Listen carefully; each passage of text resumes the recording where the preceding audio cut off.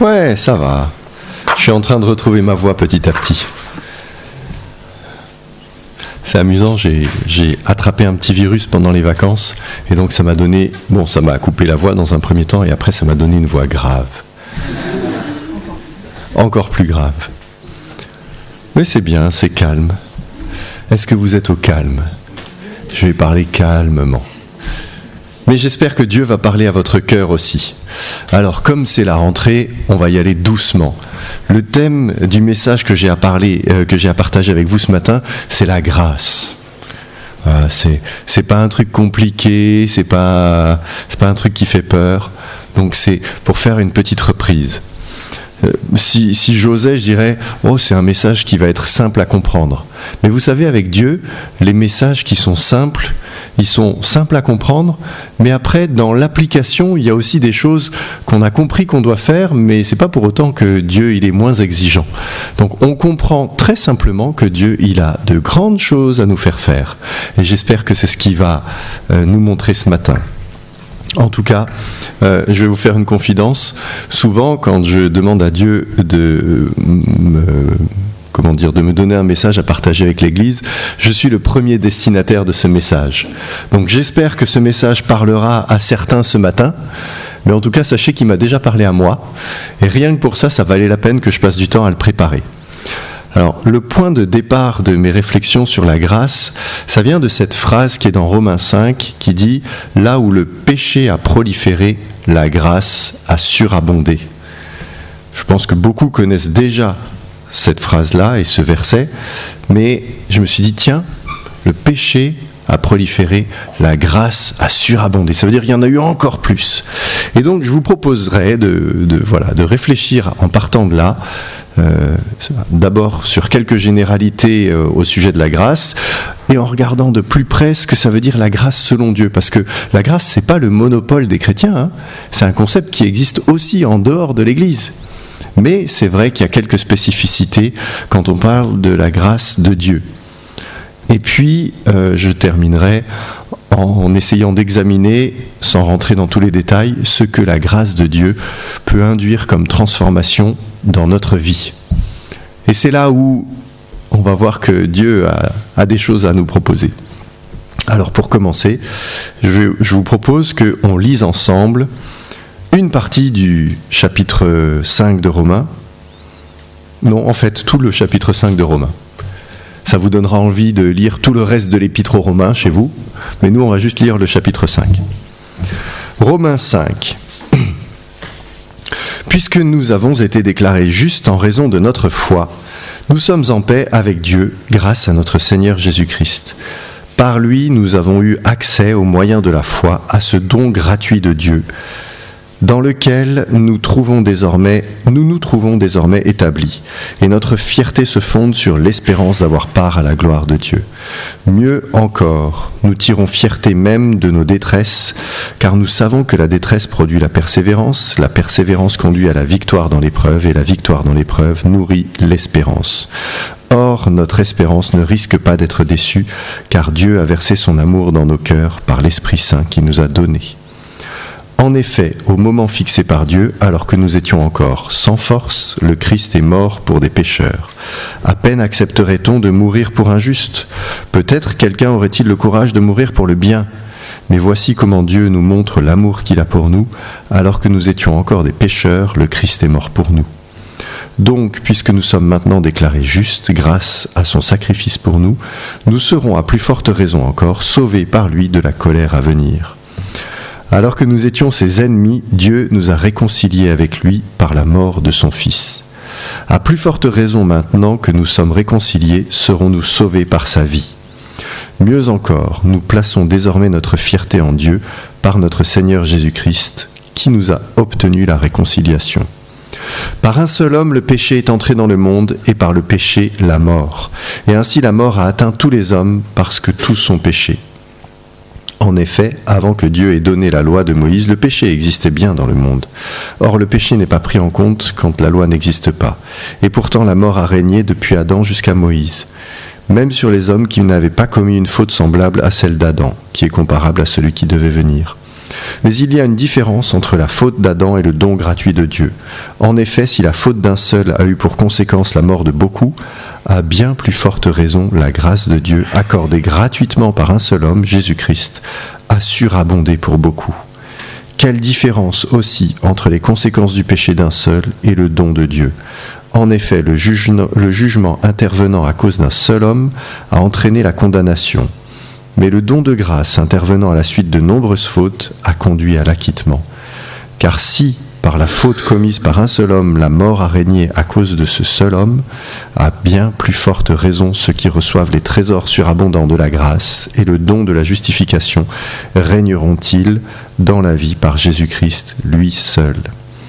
Ainsi donc, comme une seule faute a entraîné la condamnation de tous les hommes, un seul acte satisfaisant à la justice a obtenu pour tous les hommes l'acquittement qui leur donne la vie. Comme par la désobéissance d'un seul, beaucoup d'hommes sont devenus pécheurs devant Dieu, de même par l'obéissance d'un seul, beaucoup sont déclarés justes devant Dieu. Quant à la loi, elle est intervenue pour que le péché prolifère, mais là où le péché a proliféré, la grâce a surabondé, pour que, comme le péché a régné par la mort, de même la grâce règne par la justice, pour nous conduire à la vie éternelle par Jésus-Christ, notre Seigneur. C'est long et dense. Heureusement, on va en parler juste un tout petit peu. Il est donc question de grâce et de péché. L'un étant finalement l'annulation de l'autre. Alors pour bien comprendre la grâce, comme ça m'arrive souvent, je suis allé ouvrir le dictionnaire. C'est une petite manie, j'ai l'impression à chaque fois que je prépare un message, j'ouvre le dictionnaire. Rassurez-vous, j'ouvre la Bible avant, mais après, quand je me dis je vais essayer de comprendre, j'ouvre le dictionnaire. Et donc chez mon ami le petit Robert, j'ai trouvé que la grâce renvoie à plusieurs notions que je trouve assez intéressantes et même assez complémentaires, tout en étant liées les unes aux autres. Tout d'abord, dans la définition du dictionnaire, quand on cherche à savoir ce qu'est la grâce, il apparaît la notion de faveur. C'est une faveur accordée librement à quelqu'un, dit le dictionnaire. Et le dictionnaire y ajoute quelques exemples de tournures de phrases. On trouve entre autres « solliciter une grâce » ou encore « trouver grâce aux yeux de quelqu'un ». Ça va, j'ai perdu personne jusqu'à présent ? Je sais, j'enfonce des portes ouvertes. Et il y a une définition, enfin une illustration qui m'a particulièrement plu, parce que c'est quand même un dictionnaire destiné au grand public, et c'était écrit textuellement, je l'ai copié. « Aide de Dieu qui rend l'homme capable de parvenir au salut ». C'est quand même pas merveilleux ça. Et dire qu'il y a ça dans toutes les écoles. Dommage qu'on n'enseigne pas la grâce à l'école, parce que j'aimerais bien que, j'imagine les maîtresses là à la rentrée, c'était la rentrée cette semaine. Alors, le concept de la grâce, c'est l'aide de Dieu qui rend l'homme capable de parvenir au salut. Waouh! Tout est dit. Merci petit Robert. La grâce, c'est donc le coup de pouce de Dieu pour le salut des hommes. Et dans le dictionnaire, il y a une deuxième notion qui est celle de la reconnaissance, des remerciements, avec des expressions comme rendre grâce ou rendre grâce à quelqu'un, qui est en quelque sorte l'expression miroir de la notion de faveur qu'on a vue juste avant. J'ai reçu une faveur, je rends grâce pour la grâce que j'ai reçue. Des choses qu'on a entendues ce matin. Et c'est vrai que Dieu a bien préparé ce culte, ou plutôt ce message. J'ai pas compté, parce que j'étais quand même concentré sur le culte, j'ai pas compté toutes les fois où quelqu'un a dit le mot grâce ce matin. Mais je l'ai entendu plusieurs fois, je me suis dit, waouh, je vais parler de la grâce, mais il y en a déjà qui en parlent avant moi. En tout cas, ce sont des expressions qu'on a entendues ce matin et qu'on entend souvent dans les églises, dans les prières ou dans les chants. Voilà. Et puis la dernière notion que j'ai trouvée dans le dictionnaire, et dont je voudrais vous parler, c'est celle du pardon, de la dispense ou de l'amnistie. Donc, dans le petit Robert, il y avait, à la définition de la grâce, pardon, remise de peine ou de dette accordée bénévolement. Il y avait comme illustration, par exemple, je vous fais grâce du travail qui reste. Ça, c'est quelque chose que j'espère nos enfants entendront à l'école, avec les professeurs qui vont leur dire ça. Bon, on n'a pas fini, mais je vous fais grâce du travail qui reste. Ce qui signifie je vous en dispense. Ou encore, dans ce petit sous-chapitre du dictionnaire, une illustration qui, je pense, est très parlante pour nous, c'est le recours à la grâce présidentielle. En France, on peut solliciter la grâce présidentielle. C'est le pouvoir qu'a le président français de modifier ou d'enlever une condamnation. Vous en avez tous entendu parler ? S'il y en a un qui dit non, je détaille. Mais vous pouvez, j'ai pris tout un paragraphe pour donner un exemple et tout ça, mais je l'ai aussi surligné pour dire il y a 9 chances sur 10 que ce ne soit pas nécessaire. Donc, la grâce présidentielle est en droit français une suppression ou une réduction de sanctions pénales accordées par le président de la République. Et là, il y a 2 choses importantes à dire, et après j'arrête avec le droit français. 1, pour pouvoir faire appel à la grâce présidentielle, il faut avoir été condamné et avoir épuisé tous les recours possibles. Vous savez, vous entendez parfois parler de cours d'appel, de cours de cassation, etc. Donc pour pouvoir faire appel à la grâce présidentielle, après je vais parler de la grâce de Dieu, je vais arrêter avec la grâce présidentielle, mais il faut avoir été condamné, et condamné définitivement. Et la deuxième chose, et ça je ne le savais pas, je l'ai appris en préparant ce message, c'est que dans le cas de la grâce du président de la République, la condamnation reste inscrite au casier judiciaire.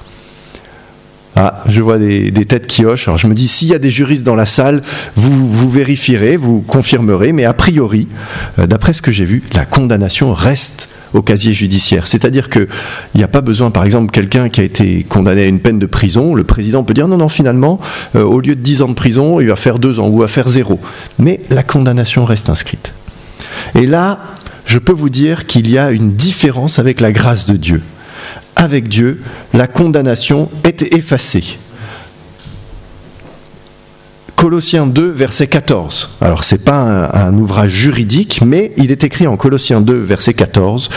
Il a pardonné toutes nos fautes, car il a annulé l'acte qui établissait nos manquements à l'égard des commandements. Oui, il l'a effacé, le clouant sur la croix. Donc, Dieu enlève la condamnation. Il l'efface complètement. Et ça ne reste pas inscrit à notre casier judiciaire, biblique, je ne sais pas comment on dit, religieux. Et ça, c'est une différence. Et je vais prendre une illustration. Et je vous invite à ouvrir la Bible avec moi dans l'évangile de Luc, au chapitre 23. C'est une illustration de grâce divine. Luc 23, donc c'est à la fin de l'évangile de Luc. Et nous allons lire à partir du verset 32. Mais pour ceux qui ne connaissent pas ou qui sont curieux, vous pourrez lire ce qui se passe avant. Avant, c'est la condamnation de Jésus. Donc, Luc 23 à partir du verset 32. Avec Jésus, on emmena aussi 2 autres hommes, des bandits qui devaient être exécutés en même temps que lui. Lorsqu'ils furent arrivés au lieu appelé le Crâne, Golgotha, on cloua Jésus sur la croix, ainsi que les 2 bandits, l'un à sa droite, l'autre à sa gauche. Jésus pria. Père, pardonne-leur, car ils ne savent pas ce qu'ils font. Les soldats se partagèrent ses vêtements en tirant au sort. La foule se tenait tout autour et regardait. Quant au chef du peuple, il ricanait en disant « Lui qui a sauvé les autres, qu'il se sauve donc lui-même s'il est le Messie, l'élu de Dieu. » Les soldats aussi se moquaient de lui. Ils s'approchaient et lui présentaient du vinaigre en lui disant « Si tu es le roi des Juifs, sauve-toi toi-même. » Au-dessus de sa tête, il y avait un écriteau portant ces mots. « Celui-ci est le roi des Juifs. » L'un des 2 criminels, attaché à une croix, l'insultait en disant « N'es-tu pas le Messie ? Alors sauve-toi toi-même et nous avec. » Mais l'autre lui fit des reproches, et c'est là que je veux attirer votre attention. « Tu n'as donc aucun respect de Dieu, toi, et pourtant tu subis la même peine. Pour nous, ce n'est que justice. Nous payons pour ce que nous avons fait. Mais celui-là n'a rien fait de mal. » Puis il ajouta « Jésus, souviens-toi de moi quand tu viendras régner. » Et Jésus lui répondit « Vraiment, je te l'assure, aujourd'hui même tu seras avec moi dans le paradis. » Ce verset 43, que la plupart d'entre vous connaissent, je vous ai dit, on fait un message cool, c'est la rentrée, je parle de choses que vous connaissez. C'est juste un petit rafraîchissement pour ceux qui auraient trop déconnecté pendant l'été. Verset 43, Jésus qui parle aux brigands, « Vraiment, je te l'assure, aujourd'hui même, tu seras avec moi dans le paradis. » Si ça, c'est pas un exemple de grâce divine, alors je ne sais pas ce que c'est. La condamnation a déjà été prononcée. Le brigand lui-même dit, nous payons pour ce que nous avons fait, nous méritons. Et Jésus lui dit, aujourd'hui même, tu seras avec moi dans le paradis. Et ça, c'est quelque chose de fondamental pour nous. Il n'y a rien de trop grave qui puisse empêcher Dieu de nous faire grâce, de vouloir nous faire grâce. Le brigand n'était pas baptisé. C'est pas dit dans le texte, mais je pense qu'il n'était pas baptisé. Il n'était peut-être même jamais allé au temple. Il n'a sans doute rempli aucune des obligations des bons chrétiens. Et pourtant, Jésus lui fait grâce. C'est une décision souveraine de Dieu et elle s'applique instantanément. Le casier judiciaire est effacé. Alors dans le cas du brigand, il n'est pas descendu de la croix. Et il a été condamné par les hommes et Jésus lui fait grâce de sa condamnation divine, pas de la condamnation des hommes. En fait, la condition pour bénéficier de cette grâce, elle se trouve avant. Elle se trouve dans l'attitude de repentance et dans la reconnaissance de la souveraineté de Dieu que le brigand exprime dans les versets 41 et 42. Pour nous, ce n'est que justice. Nous payons pour ce que nous avons fait. Mais celui-là n'a rien fait de mal. Puis il ajouta, Jésus, souviens-toi de moi quand tu viendras régner. Nous payons pour ce que nous avons fait. Je paye pour ce que j'ai fait. J'ai conscience du mal que j'ai fait et j'ai conscience que je suis condamné pour cela et que je mérite d'être condamné pour cela. Si je ne reconnais pas ma culpabilité, je ne peux pas faire appel à la grâce de Dieu. Ça paraît simple dit comme ça, mais c'est parfois dur pour nous de reconnaître notre culpabilité. Donc un des points vraiment importants, c'est que pour bénéficier de la grâce de Dieu, il nous faut reconnaître notre culpabilité. Et parfois nous l'oublions malheureusement. Nous essayons de faire des bonnes choses, nous essayons d'être bien, en pensant que ça va inciter Dieu à nous accorder sa grâce. Je ne dis pas que c'est pas bien d'essayer de bien se comporter, je dis juste que c'est pas ça qui fait que Dieu nous accorde sa grâce.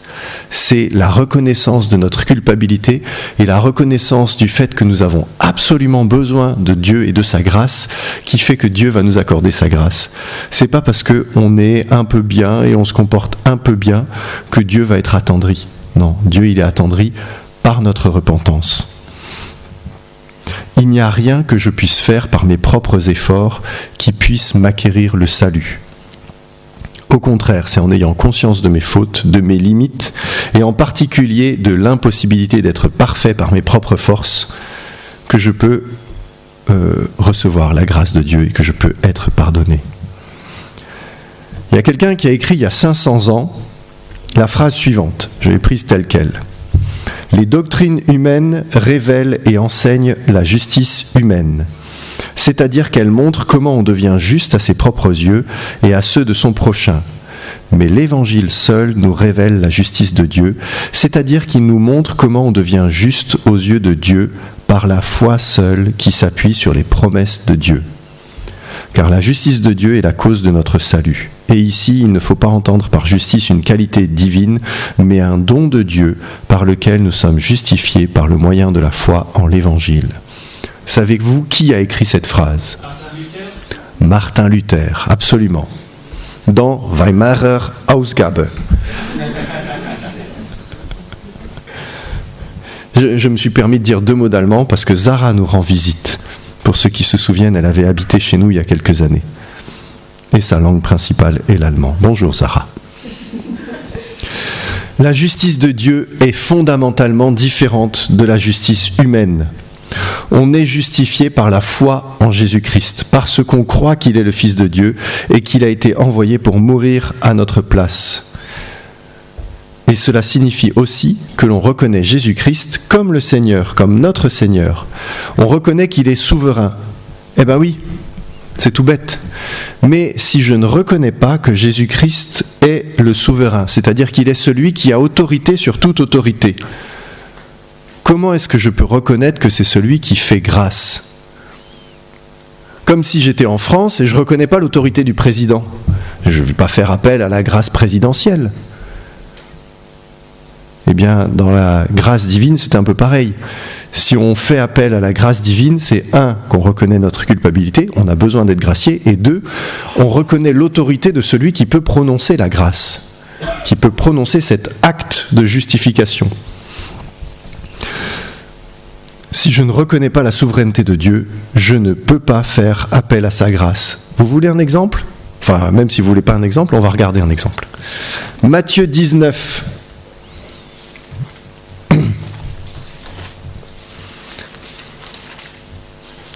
Matthieu 19, à partir du verset 16. Il est question d'un jeune homme riche. Alors un jeune homme s'approcha de lui et lui dit : « Maître, que dois-je faire de bon pour avoir la vie éternelle ? » « Pourquoi m'interroges-tu sur ce qui est bon ? » lui répondit Jésus. « Un seul est bon. Si tu veux rentrer dans la vie, applique les commandements. » « Lesquels ? demanda l'autre. « Eh bien, répondit Jésus, tu ne commettras pas de meurtre, tu ne commettras pas d'adultère, tu ne voleras pas, tu ne porteras pas de faux témoignages, honore ton père et ta mère, tu aimeras ton prochain comme toi-même. » Tout cela, dit le jeune homme, je l'ai appliqué. Que me manque-t-il encore ? Jésus lui répondit : si tu veux être parfait, va vendre tes biens, distribue le produit de la vente aux pauvres, et tu auras un capital dans le ciel. Puis viens et suis-moi. Quand il entendit cela, le jeune homme s'en alla tout triste, car il était très riche. Alors Jésus dit à ses disciples : vraiment, je vous l'assure, il est difficile à un riche d'entrer dans le royaume des cieux. Oui, j'insiste, il est plus facile à un chameau de passer par le trou d'une aiguille qu'à un riche d'entrer dans le royaume de Dieu. En entendant cela, les disciples furent très étonnés et demandèrent : mais alors, qui donc peut être sauvé ? Jésus les regarda et leur dit : cela est impossible aux hommes, mais à Dieu, tout est possible. Selon la justice des hommes, honnêtement, le jeune homme riche mérite plus d'aller au paradis que le brigand. Bon, je sais, j'ai dit un peu le contraire depuis le début du message, mais honnêtement, le brigand, quand même, lui-même, il reconnaît qu'il a fait des choses pas bien. Le jeune homme riche, on lui dit : voilà tous les commandements. C'est pas si simple, tous les commandements, là. Il dit : non, je les ai appliqués. Honnêtement, si on prend les deux hommes et qu'on les présente à un magistrat humain, il va dire : bon, le brigand, non. Le jeune homme riche, oui. À qui vous confiez vos enfants, par exemple ? Au brigand ou au jeune homme riche ? Non, mais c'est tout bête. Et pourtant, selon la justice de Dieu, c'est le brigand qui va au paradis. C'est écrit, je l'ai lu ce matin. Pour le jeune homme riche, c'est pas dit qu'il n'allait pas au paradis. C'est écrit, c'est difficile. Et un peu plus loin, c'est impossible. En fait, il faudrait qu'il accepte de confier la direction de sa vie à Dieu. Et c'est ce que Jésus lui demande quand il lui dit : va vendre tous tes biens, distribuant le produit aux pauvres. Et puis viens et suis-moi. Jésus n'a pas demandé ça à tous les gens qu'il a rencontrés, mais à celui-là, c'est ce qu'il lui demande. Parce qu'en fait, celui-là, il a tout bon, sauf qu'il n'a pas confié la direction de sa vie à Dieu. Et c'est ce qui est le plus important. Il n'y a rien que je puisse faire par mes propres efforts qui puisse me rendre parfait et m'assurer le salut. Comme le dit Jésus dans ce passage, cela est impossible aux hommes, mais à Dieu, tout est possible. Dieu nous fait grâce, pas simplement pour effacer la condamnation passée, mais pour nous transformer aussi. C'est un nouveau départ. C'est un nouveau moi, un nouveau jeune homme riche quelque part. Malheureusement, dans le cas du jeune homme riche, il est parti tout triste et il n'a pas pris ce nouveau départ. Lorsqu'on reconnaît Jésus-Christ comme notre seul Seigneur et Sauveur, alors il enlève la culpabilité, la condamnation, et il brise l'emprise du péché sur notre vie. Et il la remplace par le Saint-Esprit en nous. Ça, c'est une phrase que j'ai rajoutée vite pendant la louange. On a chanté ce matin « Tu places ton trésor dans des vases d'argile ». Vous vous souvenez de ce chant ? Oui. Le vase d'argile, c'est nous. Il est sans doute plein d'imperfections. il n'a pas forcément beaucoup de valeur. Mais le trésor qui est dedans, c'est le Saint-Esprit. Et celui-là, il a beaucoup de valeur. Et c'est Dieu qui le place en nous. Et c'est la présence du Saint-Esprit en nous qui rend possible la perfection, la sanctification. C'est par la présence du Saint-Esprit que Jésus a pu dire « Cela est impossible aux hommes, mais à Dieu tout est possible ». Ça devient possible pour nous parce que Dieu place le Saint-Esprit en nous. Il ne nous fait pas simplement la grâce d'enlever notre culpabilité, il nous fait la grâce de nous transformer. La grâce de Dieu est le commencement d'une nouvelle vie. Une vie désormais dirigée par le Saint-Esprit. J'aurais envie de dire, le moteur a été changé. Vous savez, j'ai quelques illustrations mécaniques, ça c'est, on se refait pas avec les choses qu'on aime bien. Voilà, le moteur a été changé. Les motivations, les buts de la vie ne sont plus les mêmes. Je ne vis plus pour moi, je vis pour faire plaisir à Dieu. Et j'insiste là-dessus, et je suis désolé si vous aviez déjà pleinement conscience de ça, parce qu'il y a parfois une petite confusion dans nos églises à propos de la grâce. Je vais me livrer à une caricature pour forcer un peu le trait, pour marquer un peu les esprits. En caricaturant, je dirais que parfois, on a résumé la grâce en un petit bouton magique qui a le pouvoir d'effacer nos péchés et qu'il faudrait actionner de temps en temps quand on a accumulé quelques péchés. Et de préférence, juste avant de mourir, ça ce serait mieux pour plus de sécurité pour aller au paradis. Mais entre deux, on ne change pas grand-chose à notre façon de vivre. On essaye de vivre plutôt bien, c'est ce que je disais tout à l'heure. On essaye d'être bien comme le jeune homme riche, de ne pas faire trop de grosses bêtises. Et on compte sur le fait que Dieu est gentil et qu'il regardera le positif, le négatif, et que globalement, il va trouver, comme nous, que le positif l'emporte sur le négatif. J'ai caricaturé. Bien sûr, vous n'êtes pas comme ça. Mais moi, je reconnais que de temps en temps, si je forçais le trait, ça pourrait m'arriver de raisonner comme ça.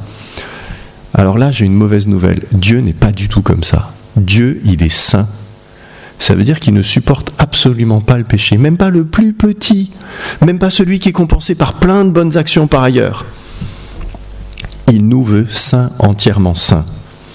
Et il efface complètement notre péché. Il ne laisse pas la condamnation écrite au casier judiciaire, tout ça, parce qu'il nous veut saints.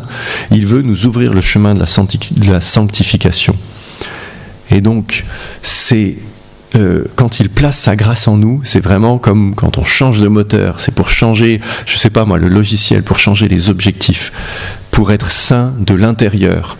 Et non pas pour qu'on fasse des efforts de l'extérieur pour être bien. Non, non. C'est pour que de l'intérieur, on ait ce Saint-Esprit à l'intérieur du vase d'argile et que ça nous transforme dans notre façon de vivre. Je prends un autre exemple, mais on ne va pas le lire parce qu'on va finir le culte à l'heure. C'est l'exemple de cette femme qui a été surprise en flagrant délit d'adultère, qu'on trouve au chapitre 8 de l'évangile de Jean. Alors l'histoire, je la résume très vite. Elle a été surprise en flagrant délit d'adultère. Pour une raison qu'on ignore, c'est elle qui est amenée devant Jésus au milieu de ses disciples. L'homme, il avait sans doute le droit, lui. Et puis, les pharisiens qui veulent piéger Jésus disent qu'est-ce qu'on doit faire avec cette femme ? La loi de Moïse nous dit qu'il faut la lapider. Et Jésus, il se baisse, il écrit sur le sol, personne ne sait ce qu'il écrit, et il dit que celui qui n'a jamais péché lui jette la première pierre. Et là, tout le monde s'en va petit à petit, personne ne jette la première pierre. Et après, Jésus, il dit une chose qui est très forte à cette femme. Il dit, où sont tes accusateurs ? Et elle lui dit, il n'y a plus personne. Ah, personne ne t'a condamné ? Eh bien, je ne te condamne pas non plus. Il connaît la loi, il est saint, il ne supporte pas l'adultère. Il ne dit pas, oh, c'est pas grave ce que tu as fait. Il dit, je ne te condamne pas non plus. Mais ce qui est très, très, très important, c'est la phrase qu'il ajoute après. Il dit, va et désormais ne pêche plus.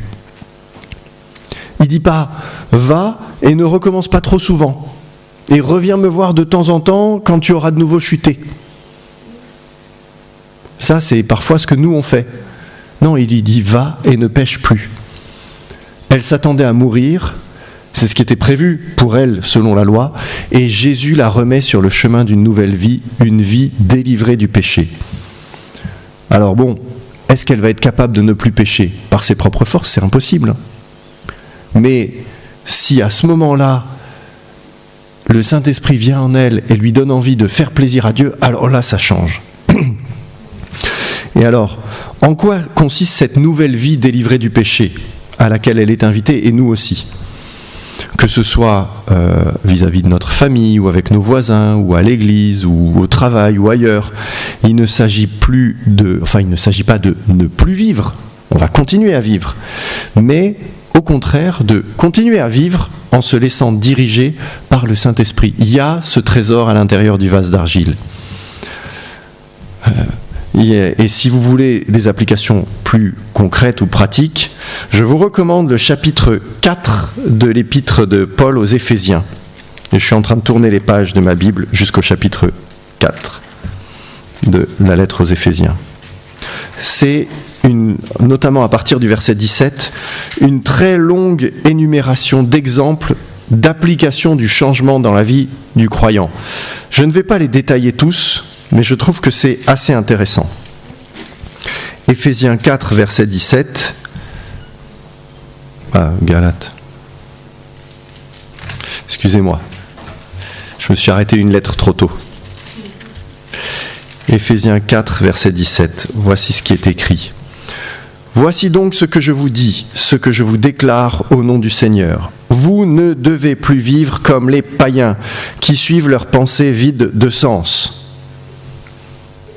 En effet, ils ont l'intelligence obscurcie, ils sont étrangers à la vie que Dieu donne, à cause de l'ignorance qui est en eux et qui provient de l'endurcissement de leur cœur. Ayant perdu tout sens moral, ils se sont livrés à l'inconduite pour se jeter avec frénésie dans toutes sortes de vices. Mais vous, ce n'est pas ainsi que vous avez appris ce que signifie pour vous le Christ, puisque vous avez compris ce qu'il est et qu'on vous a enseigné, à vous qui êtes chrétiens, ce qui est conforme à la vérité qui est en Jésus. Cela consiste à vous débarrasser de votre ancienne manière de vivre, celle de l'homme que vous étiez autrefois, et que les désirs trompeurs menaient à la ruine, à être renouvelés par le changement de ce qui oriente votre pensée et à vous revêtir de l'homme nouveau, créé conformément à la pensée de Dieu, et pour mener la vie juste et sainte que produit la vérité. Il y a un autre verset là au milieu que j'aime bien, mais il y en a d'autres, que chacun dise la vérité à son prochain, mettez-vous en colère, mais ne commettez pas le péché, etc. Et il y en a un que j'aime particulièrement, ne laissez aucune parole blessante franchir vos lèvres, mais seulement des paroles empreintes de bonté, qu'elles répondent à un besoin et aident les autres à grandir dans la foi. Ainsi elles feront du bien à tous ceux qui vous entendent. Et le verset suivant, n'attristez pas le Saint-Esprit de Dieu, car par cet Esprit, Dieu vous a marqué de son sceau comme propriété pour le jour de la délivrance finale. Vous ne devez plus vivre comme les païens qui suivent leurs pensées vides de sens. Nous devons vivre sous la direction du Saint-Esprit que Dieu a mis en nous. Je sais, je répète, mais au moins le message passe. Et ce que j'ai dit sur les paroles mauvaises qui ne doivent pas franchir nos lèvres, je trouve que c'est une belle illustration de cette transformation que Dieu opère en nous quand il nous donne sa grâce. Dieu nous donne sa grâce pour que cette grâce rejaillisse autour de nous. Dieu nous donne sa grâce pour que nous fassions grâce à notre tour. Et cela passe, entre autres, par les paroles. Pas que, mais par les paroles qui sortent de notre bouche. Honnêtement, est-ce que ça nous arrive parfois d'entendre des critiques dans les églises, ou des murmures, ou des disputes, ou des absences de pardon? J'ai honte de le dire, mais oui. Et c'est triste parce qu'on a tous reçu la grâce de Dieu. Alors oui, nous sommes des individus imparfaits, mais sachons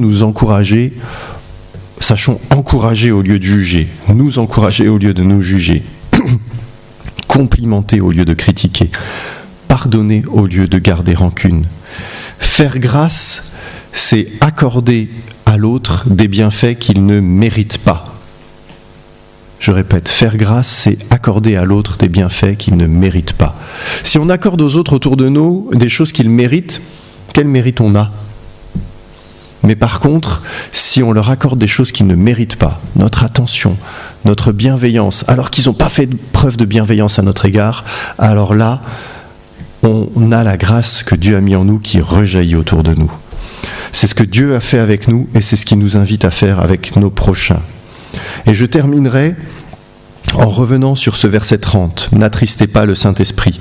Dans une autre traduction que je trouve plus parlante par rapport au message que j'avais à partager avec vous ce matin, c'est traduit « N'entravez pas l'action du Saint-Esprit de Dieu, car par cet Esprit, Dieu vous a marqué de son sceau comme sa propriété pour le jour de la délivrance finale. » N'entravez pas l'action du Saint-Esprit de Dieu. À chaque fois que nous voulons garder le contrôle sur notre vie, et pire encore sur celle des autres, nous entravons l'action du Saint-Esprit. Or, c'est justement le Saint-Esprit qui, de l'intérieur, nous amène à la perfection. Alors, laissons-le nous inspirer, nous diriger, et cette perfection qui est impossible à atteindre pour les hommes deviendra notre quotidien. C'est ce que je nous souhaite. Je vous invite à la prière.